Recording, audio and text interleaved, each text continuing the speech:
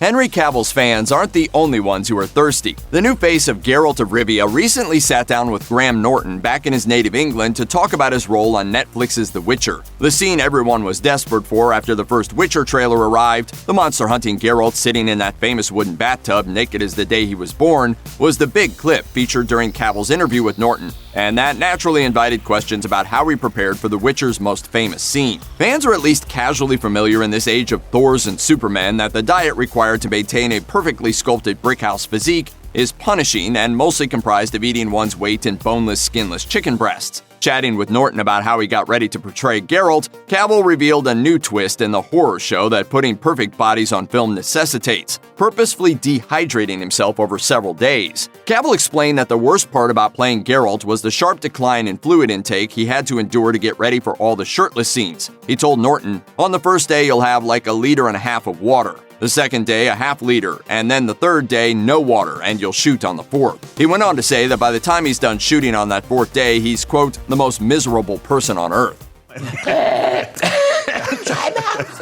But why, though? Isn't putting Cavill through an incredibly bland and utilitarian diet for months on end for the sake of vanity enough?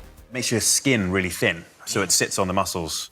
This method of purposeful dehydration is a common one for bodybuilders preparing for competition or photo shoots, boxers and MMA fighters trying to drop pounds before weigh-ins, and actors alike. Sure, Cavill is still massive in size and could probably crush a watermelon between his bicep and forearm, but the high-definition cut of his musculature requires tricking the body temporarily. Warning, we don't recommend trying any of this without medical supervision. Dehydrating is the final step in the process towards a temporary period of maximum muscle definition, and bodybuilders refer to it as peak day. The first stage, about 2 weeks before the target date, requires temporarily increasing your sodium consumption, which tricks the body's usual water retention ratio. At first, it will retain water, but eventually readapt and normalize. When sodium intake is severely cut a week later, water will rapidly exit the body along with it, meaning there's almost no added water weight or possible bloating because of it. Along with this process, consumption of carbs are cut to almost nothing. This temporarily supercharges burning the minuscule amount of excess fat left in the body. It's a precarious balancing act to increasingly deprive yourself of water and yet give your muscles enough hydration to handle those workouts that still have to get done. The skin thins for the lack of fluid within and underneath it, giving that last little bit of definition.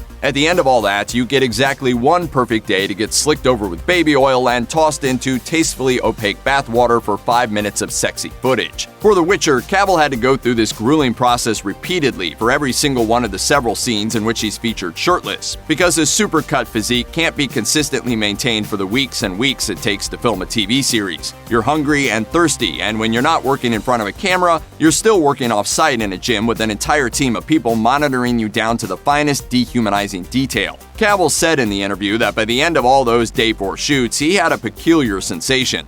You get to the point on the last day where you can smell water, like nearby. Sounds like one of Geralt's special skills. I smelled what you were doing.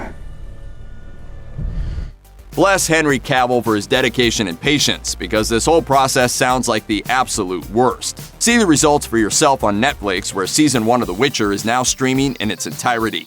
Check out one of our newest videos right here. Plus, even more Looper videos about your favorite shows are coming soon. Subscribe to our YouTube channel and hit the bell so you don't miss a single one.